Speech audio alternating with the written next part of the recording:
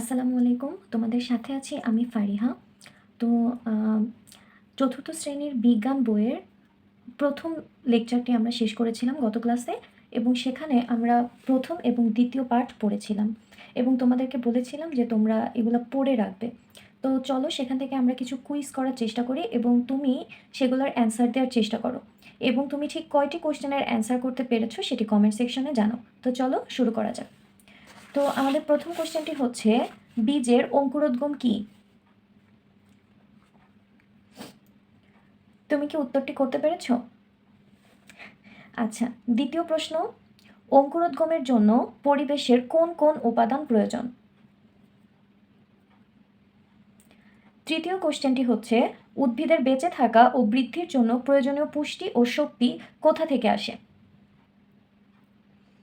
4 নম্বর question, উদ্ভিদের বৃদ্ধির জন্য কি কি উপাদান প্রয়োজন? এবং 5 নম্বর কোশ্চেন হচ্ছে উদ্ভিদের শ্বাসকার্যের জন্য বায়ু থেকে কোনটি গ্রহণ করে? তো তুমি ঝটপট উত্তরগুলো লিখে ফেলার চেষ্টা করো তোমার খাতায় এবং তুমি কয়টি প্রশ্নের উত্তর পেরেছো সেটি আমাকে কমেন্ট সেকশনে অবশ্যই জানাও। তো এখানে প্রথম যে কোশ্চেনটি রয়েছে যে বীজের অঙ্কুরোদ্গম কি, এটার উত্তর হবে বীজ থেকে নতুন চারাগাছ জন্মানোর প্রক্রিয়াই হলো অঙ্কুরোদ্গম। উদ্ভিদের প্রজননের গুরুত্বপূর্ণ ধাপ হলো অঙ্কুরোদ্গম। দ্বিতীয় প্রশ্নের উত্তরটি হচ্ছে অঙ্কুরোদ্গমের জন্য পরিবেশের তাপ, আলো, বাতাস ও পানি প্রয়োজন। আর তৃতীয় প্রশ্নে বলা হচ্ছে উদ্ভিদের বেঁচে থাকা ও বৃদ্ধির জন্য প্রয়োজনীয় পুষ্টি ও শক্তি কোথা থেকে আসে? এর উত্তর হবে খাদ্য থেকে আসে। আর উদ্ভিদের বৃদ্ধির জন্য কি কি উপাদান প্রয়োজন? উদ্ভিদের বৃদ্ধির জন্য সূর্যের আলো, পানি এবং বায়ু প্রয়োজন। উদ্ভিদ শ্বাসকার্যের জন্য বায়ু থেকে কোনটি গ্রহণ করে? উদ্ভিদ শ্বাসকার্যের জন্য বায়ু থেকে অক্সিজেন গ্রহণ করে। তুমি কি প্রশ্নের উত্তরগুলো করতে পেরেছো? আচ্ছা, তো চলো আজকে আমরা পরবর্তী ধাপে চলে যাই। আজকে আমরা শিখব তৃতীয় পাঠ, সপুষ্পক উদ্ভিদের ফুল, ফল ও বীজ। তো তোমরা যখন তৃতীয় শ্রেণীতে পড়েছো তোমরা জানো যে সকল উদ্ভিদের কিন্তু ফুল এবং ফল হয় না। তো যাদের ফুল এবং ফল হয় না এদেরকে আমরা কি বলে থাকি? অপুষ্পক উদ্ভিদ বলে থাকি। পুষ্প অর্থাৎ ফুল, যেহেতু এই সকল উদ্ভিদের ফুল এবং ফল হয় না এই জন্য এদেরকে আমরা কি বলে থাকি? অপুষ্পক উদ্ভিদ বলে থাকি। আবার কিছু উদ্ভিদ রয়েছে যাদের কিন্তু ফুল এবং ফল হয়, এদেরকে আমরা কি বলে থাকি? সপুষ্পক উদ্ভিদ বলে থাকি। সপুষ্পক উদ্ভিদের ফুল থেকে ফল হয় এবং সেখান থেকে কি হয় বলতো? বীজ হয়। তাহলে এই জিনিসটা যদি আমরা একটু সুন্দরভাবে খাতায় লিখে দেখতে চাই আমরা কিন্তু জিনিসটাকে এইভাবে লিখতে পারি যে আমাদের যে সকল উদ্ভিদ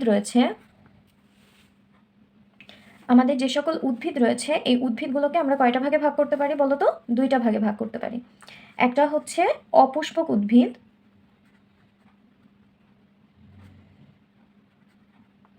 আর একটা হচ্ছে সপুষ্পক উদ্ভিদ। তো অপুষ্পক উদ্ভিদ আমরা কাদেরকে বলে থাকি? যাদের কোনো ফুল ফল হয় না।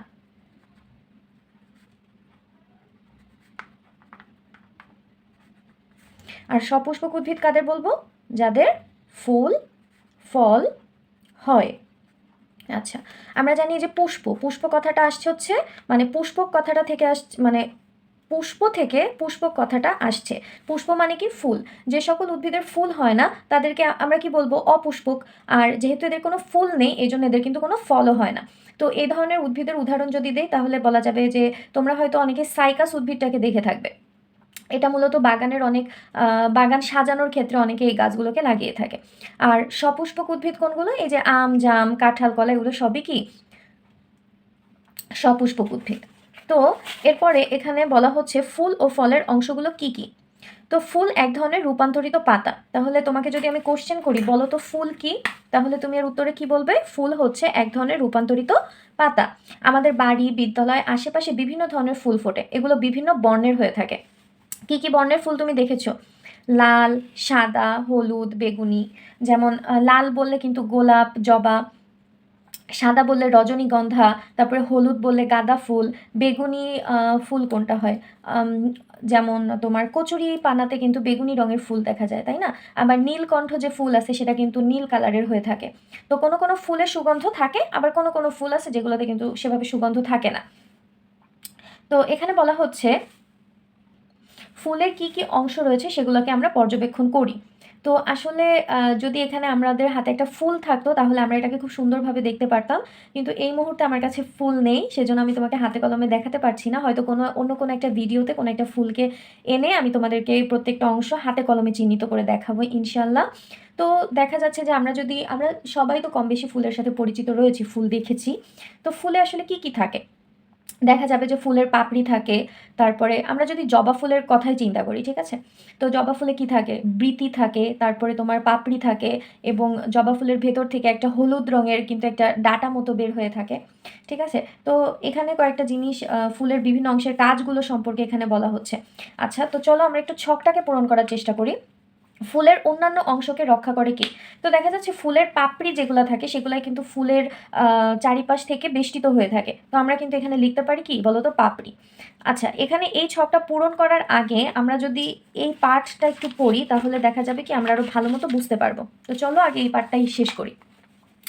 ফুলের বিভিন্ন অংশ এবং ফল সম্পর্কে আরও কিছু জানি। তো ফুলের বিভিন্ন অংশ দেখো এখানে কি বলা হচ্ছে, এই যে জবা ফুলটাকে দেখতে পাচ্ছ, এই জবা ফুলের এই যে নিচের অংশটা, এটাকে বলা হচ্ছে উপবৃতি, ঠিক আছে? আর তার উপরের অংশটা হচ্ছে বৃতি, মানে উপরে একটা অংশ থাকে এরকম একটা জায়গা, এই জায়গাটাকে বলা হচ্ছে বৃতি এবং তার নিচে আবার ছোট্ট আরেকটু অংশ থাকে, এই জন্য এটাকে বলা হচ্ছে উপবৃতি।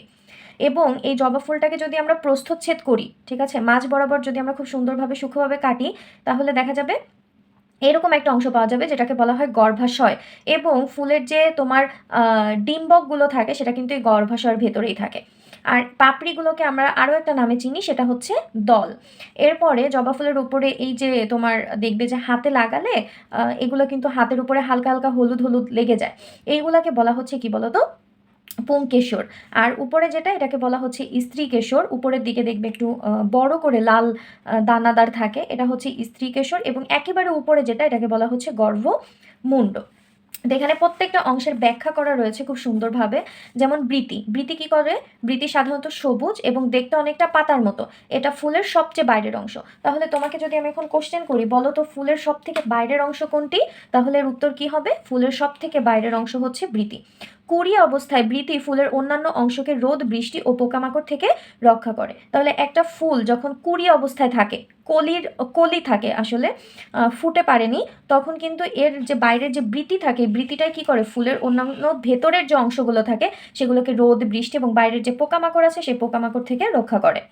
আচ্ছা, তারপরে দলমণ্ডল বা পাপড়ি যেগুলো আছে তাদের কাজ কি? বাইরে থেকে ভেতর দিকে ফুলের দ্বিতীয় উজ্জ্বল এবং রঙিন অংশ হচ্ছে দল বা পাপড়ি। তাহলে এই অংশটা কিন্তু খুবই গুরুত্বপূর্ণ একটা অংশ। বাইরে থেকে ভেতরের দিকে ফলের দ্বিতীয় উজ্জ্বল ও রঙিন যে অংশ থাকে সেটাকে আমরা কি বলে থাকি? দল বা পাপড়ি বলে থাকি। আচ্ছা, এরপরে বলা হচ্ছে কতগুলো পাপড়ি মিলে দল মণ্ডল গঠন করে, ঠিক আছে? একটা একটা করে যদি বলি তাহলে সেটা পাপড়ি, কিন্তু সবগুলোকে যদি একসাথে বলি তখন কি বলবো? সেটাকে দল মণ্ডল। যেমন এটা একটা পাপড়ি, এটা একটা পাপড়ি বা দল, এটা একটা পাপড়ি বা দল, আর পুরোটা মিলে আমার হচ্ছে দলমণ্ডল। দলমণ্ডল রঙিন হওয়ায় পোকামাকড় ও পশু পাখি আকর্ষণ করে এবং পরাগায়ন নিশ্চিত করে। তোমরা কি পরাগায়ন শব্দটা আগে শুনেছ? পরাগায়ন হচ্ছে আম, পরাগায়ন হচ্ছে বংশ বিস্তারের একটা ধাপ। যেমন স্ত্রী মানে তোমার ডিম্বাণু আর হচ্ছে তোমার পুংকেশর অর্থাৎ পুরুষ কোষ যেটা, এটা স্ত্রী কোষের সাথে মিলিত হয়ে কি করে বলো তো? বংশ বিস্তারের যে প্রাথমিক ধাপটা সেটা নিশ্চিত করে। তাহলে এখানে তোমার পরাগায়ন হচ্ছে এই যে তোমার পুংকেশর যেগুলো রয়েছে, ঠিক আছে, এটা অন্য কোনো একটা ফুলের বা হতে পারে সেই একই ফুলের পোকামাকড় কি করে? উড়ে বেড়ায় না, এক ফুল থেকে অন্য ফুলে উড়ে বেড়ায়। তো পোকামাকড়ের পায়ে হয় কি, যে ওই যে তোমার যে পুংকেশরগুলো ওগুলো লেগে যায় এবং এটা যখন অন্য কোনো ফুলের উপরে গিয়ে বসে তখন সেখানে আর কি সেই স্ত্রী কোষের উপর যখন যায় তখন স্ত্রী কোষ এবং পুরুষ কোষ মিলিত হয়ে কিন্তু তোমার আর কি বংশ বিস্তারের যে প্রাথমিক ধারা বা শিশু উদ্ভিদ তৈরির যে ধাপটা সেটা নিশ্চিত করে। তো পরাগায়ন হচ্ছে মূলত এক ফুল থেকে অন্য ফুলে পুংকেশর স্থানান্তর বা তোমার যেটাকে বলা হয় যে পুরুষ কোষ স্থানান্তরের যে প্রক্রিয়াটা সেটাই হচ্ছে পরাগায়ন। এখন এখানে তোমার কি কি আছে? পুংস্তবক। পুংস্তবক কি? এক বা একাধিক পুংকেশর নিয়েই হচ্ছে মূলত পুংস্তবক গঠিত হয়। তাহলে এক বা একাধিক পুংকেশর, এই যে দেখতেছো পুংকেশর একটাও থাকতে পারে কোনো কোনো ফুলের ক্ষেত্রে, আবার কোনো কোনো ফুলে একাধিক, বেশিরভাগ ক্ষেত্রে একাধিকই থাকে। তো এক বা একাধিক পুংকেশর মিলে কি করে? একটা পুংস্তবক গঠিত হয়। এটা ফুলের অত্যাবশ্যকীয় একটা অংশ। তাহলে বলি যে বলো তো ফুলের অত্যাবশ্যকীয় অংশ কোনটি? তাহলে কি হবে? পুংস্তবক। পুংকেশরের দণ্ডের মতো অংশকে পুংদণ্ড এবং শীর্ষে থলির মতো যে অংশটা থাকে এটাকে পরাগধানী বলা হয়। যদিও এখানে চিত্রগুলো স্পষ্ট নয়, একটা পুংকেশরকে যদি আমরা এখানে দেখাই, বিষয়টা হচ্ছে এরকম থাকে। আমি একটু বড় করে দেখাচ্ছি। তো এটাকে আমরা বলতেছি কি বলতো? পুংকেশর। তো পুংকেশরের এই যে দণ্ডের মতো যে অংশটা থাকে না, এই দণ্ডের মতো অংশটাকে বলা হচ্ছে পুংদণ্ড। আর এই যে ওপরের যে অংশটা শীর্ষে থলির মতো, এই থলির মতো যে অংশটা থাকে, এই থলির মতো অংশটাকে বলা হচ্ছে পরাগধানী। কি বলা হয় বলতো? পরাগধানী বলা হয়। তো পরাগধানীর মধ্যে মূলত পরাগরেণু উৎপন্ন হয়, আর পরাগরেণুর মধ্যেই থাকে কি বলতো? মানে পরাগকোষ বা পুরুষ কোষ। তাহলে তোমাকে যদি আমি বলি যে পরাগরেণু কোথায় উৎপন্ন হয়, অ্যান্সার হচ্ছে পরাগধানীর মধ্যে পরাগরেণু উৎপন্ন হয়। পরাগরেণুর মধ্যে কি থাকে? পুরুষ কোষ থাকে। পোকামাকড় ও পশু পাখির গায়ে লেগে এক ফুলের পরাগরেণু থেকে অন্য ফুলের স্ত্রী কেশরের গর্ভমুণ্ডে পতিত হয়, এই প্রক্রিয়াকে পরাগায়ন বলে। খুব গুরুত্বপূর্ণ একটা কোশ্চেন, যে পরাগায়ন কাকে বলে? পোকামাকড় ও পশু পাখির গায়ে লেগে এক ফুলের পরাগরেণু অন্য ফুলের স্ত্রী কেশরের গর্ভমুণ্ডে পতিত হয়, এই প্রক্রিয়াকে কি বলা হয়? পরাগায়ন বলে। আচ্ছা আচ্ছা, তারপরে আসো স্ত্রী স্তবক কি। তো বলা হচ্ছে এটি ফুলের অত্যাবশ্যকীয় অংশ। এক বা একাধিক গর্ভপত্র বা স্ত্রী কেশর নিয়ে একটি স্ত্রী স্তবক গঠিত হয়।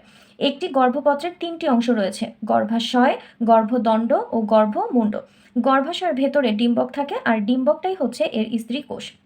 তাহলে আরও একটি অত্যাবশ্যকীয় অংশ কি বলতো? স্ত্রী স্তবক। তারপরে কতগুলো গর্ভপত্র নিয়ে স্ত্রী স্তবক গঠিত হয়? এক অথবা একাধিক গর্ভপত্র নিয়ে।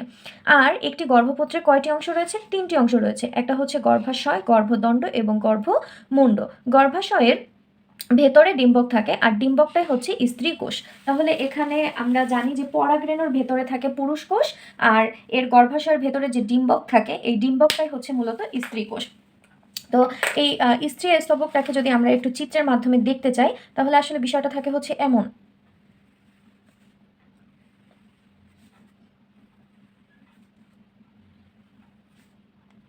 ঠিক আছে? তো এইটাকে আসলে আমরা তিনটা ভাগে ভাগ করে থাকি। এই একদম ওপরের যে অংশটা, এটাকে আমরা বলে থাকি হচ্ছে গর্ভমুণ্ড। গর্ভমুণ্ড। এরপরে এই যে যেটা, এটাকে আমরা বলে থাকি হচ্ছে গর্ভদণ্ড। আর এর ভেতরে এরকম থাকে।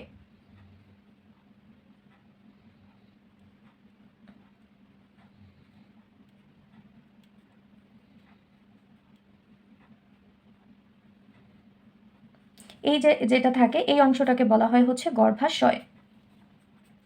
তো এই যে গর্ভাশয় রয়েছে, এই গর্ভাশয়ে তোমার এই যে মানে তোমার হচ্ছে গর্ভাশয় যেটা রয়েছে, এই গর্ভাশয়ের ভেতরে কি থাকে বলতো? এই ডিম্বকগুলো থাকে। আর এই যে ডিম্বকগুলো, এই ডিম্বকগুলোকে আমরা কি বলে থাকি? স্ত্রী কোষ বলে থাকি।